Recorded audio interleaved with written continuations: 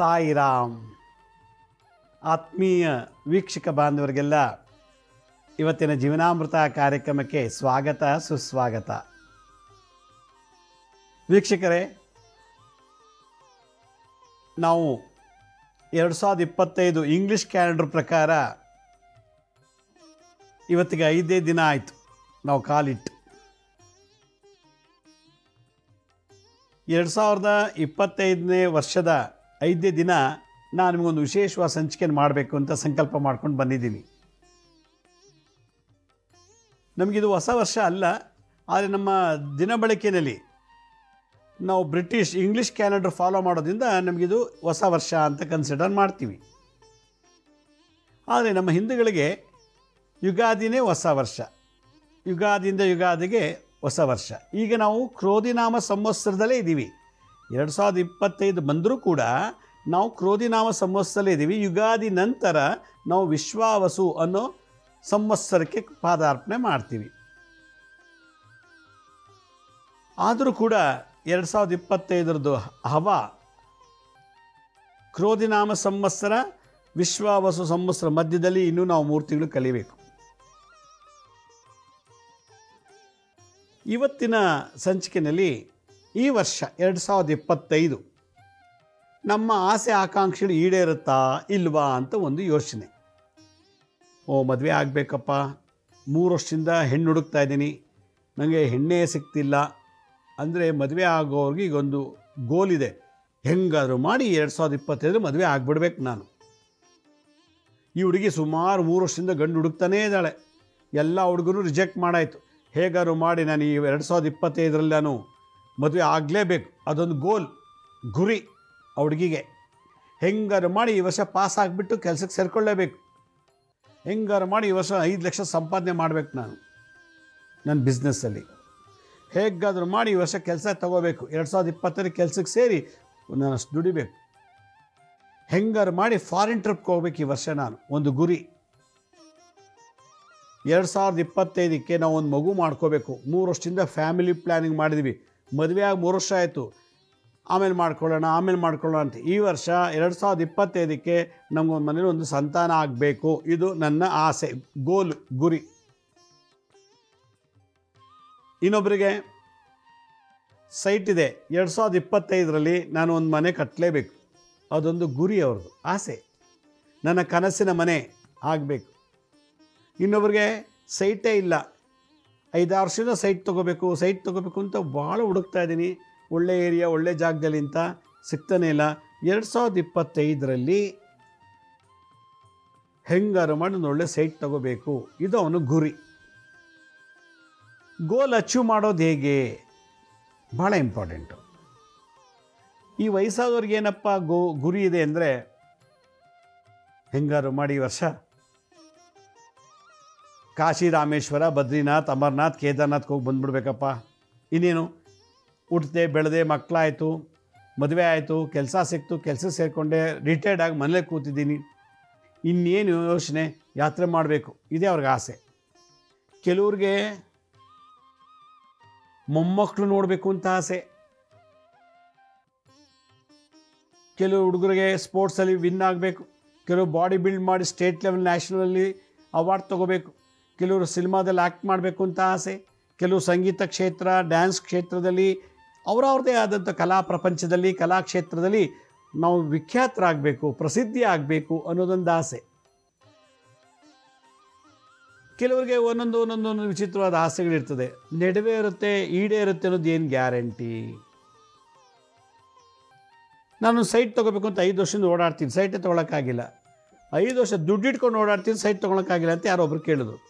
ದುಡ್ಡಿದೆ, ಸೈಟ್ ತೊಗೊಳ್ಬೇಕು, ಹೋಗ್ತೀನಿ, ಮಾತಾಡ್ತೀನಿ, ಟೋಕನ್ ಅಡ್ವಾನ್ಸ್ ಕೊಡ್ತೀನಿ, ಆಮೇಲೆ ಏನೋ ಪ್ರಾಬ್ಲಮ್, ಅದ್ರ ಮೇಲೆ ಏನೋ ಕೇಸ್ ಇದೆಯಂತೆ, ಡಾಕ್ಯುಮೆಂಟ್ ಸರಿ ಇಲ್ಲ, ಆಮೇಲೆ ಅದರೇನೋ ಪ್ರಾಬ್ಲಮ್ ಇದೆ, ಆಮೇಲೆ ವಾಸ್ತು ಸರಿ ಇಲ್ಲ, 5 ವರ್ಷದಿಂದ ನನಗೆ ಜಮೀನಾಗಲಿ ಸೈಟಲ್ಲಿ ತೆಗೆಯೋಕ್ಕೆ ಆಗ್ತಿಲ್ಲ.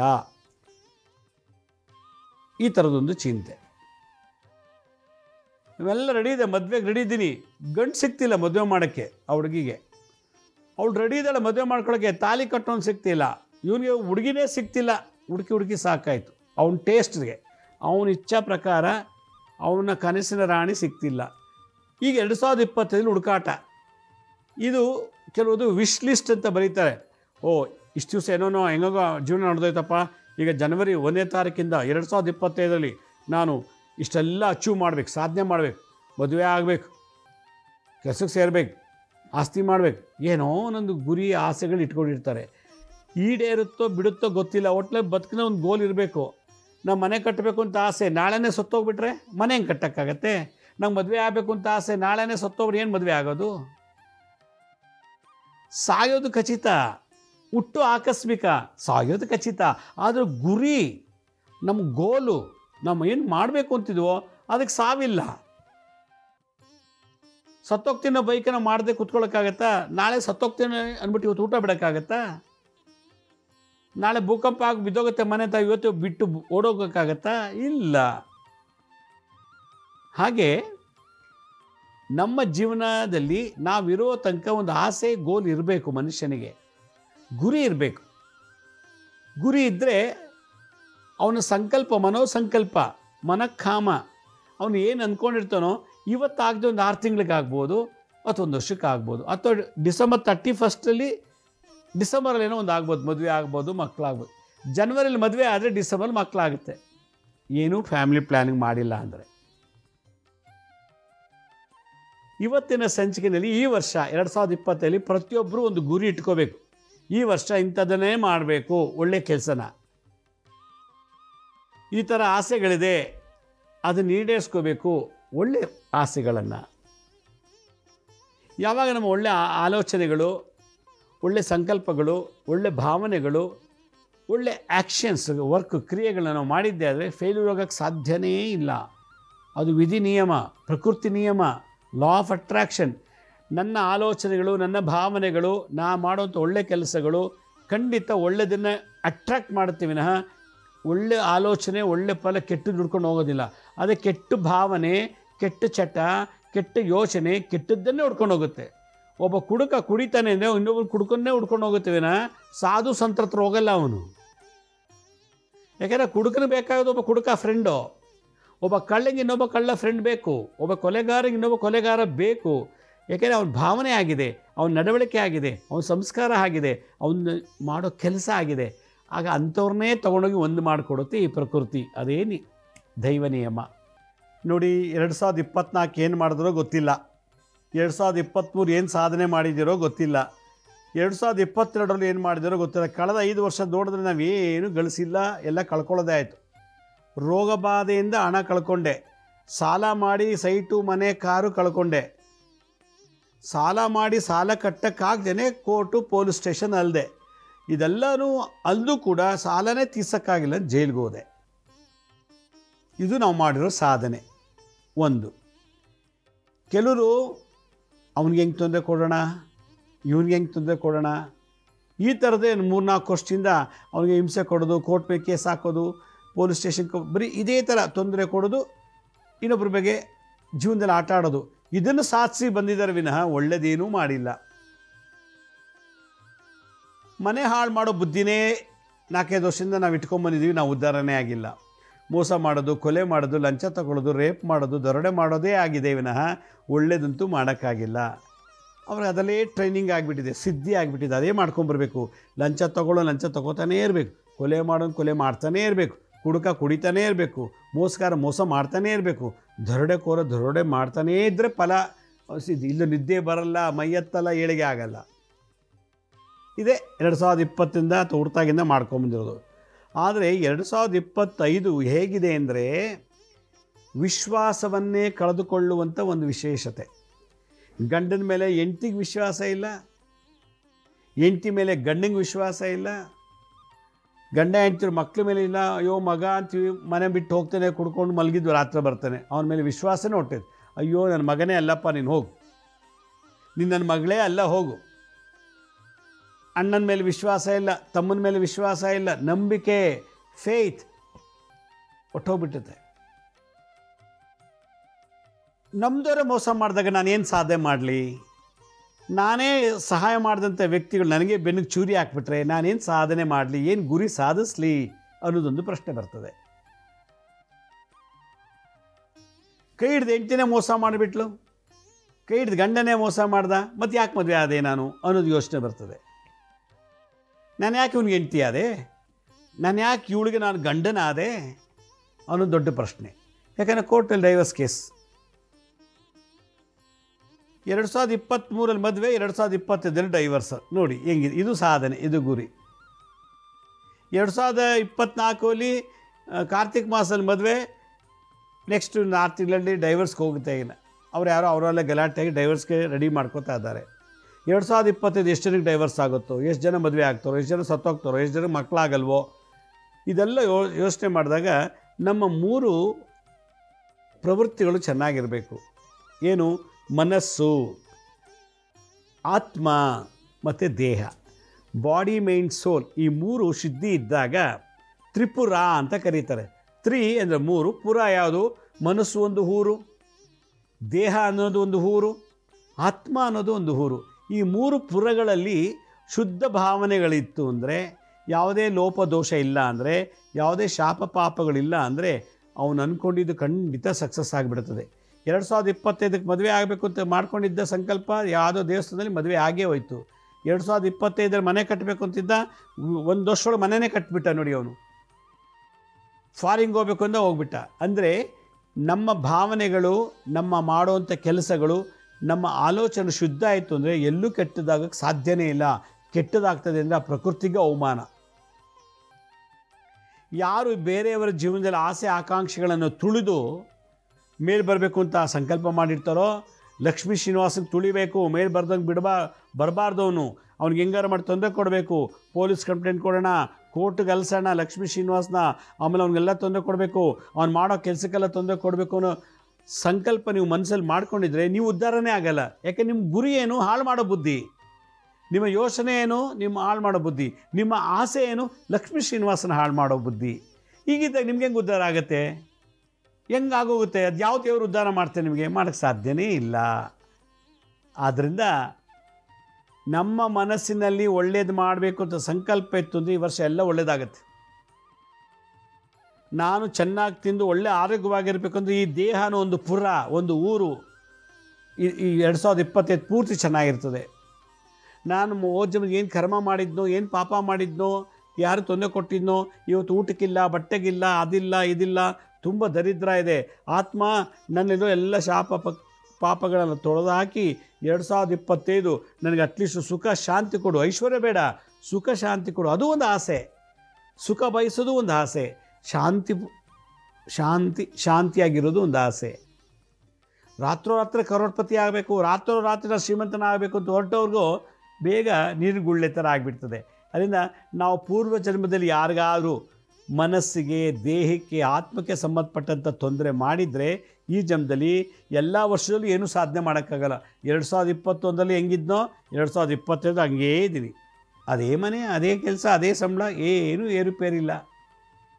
2019 ನಾನು ಅಲ್ಲೆಲ್ಲೋ ಏನಿದ್ದೋ ಅದೇ ಇದೆ, ಅದೇ ರೋಗ, ಅದೇ ಅಸ್ತಮ, ಅದೇ ಕಾಯಿಲೆ, ಅದೇ ಔಷಧಿ, ಅದೇ ಹಾಸ್ಪಿಟ್ಲು, ಅದೇ ಡಾಕ್ಟ್ರು, ಅದೇ ಅದೇ ಅದೇ ಅದೇ ಯಾಕೆಂದರೆ ನಾನು ಹೋದ ಜನ್ಮದಲ್ಲಿ ಇನ್ನೊಬ್ಬರು ಮನೆ ಹಾಳು ಮಾಡಿದ್ದೀನಿ, ಇನ್ನೊಬ್ಬರು ಬೆಳವಣಿಗೆಯನ್ನು ನಾನು ಸಹಿಸೋಕ್ಕಾಗದೆ, ಇನ್ನೊಬ್ಬರು ಉದ್ಧಾರ ಆಗೋದನ್ನು ನೋಡೋಕ್ಕಾಗದೆ ಭಾಳಷ್ಟು ತೊಂದರೆ ಕೊಟ್ಟಿರೋದ್ರಿಂದ ಈ ಜನ್ಮದಲ್ಲಿ ನಾನು ಯಾವುದಲ್ಲೂ ಉದ್ಧಾರ ಆಗಲ್ಲ.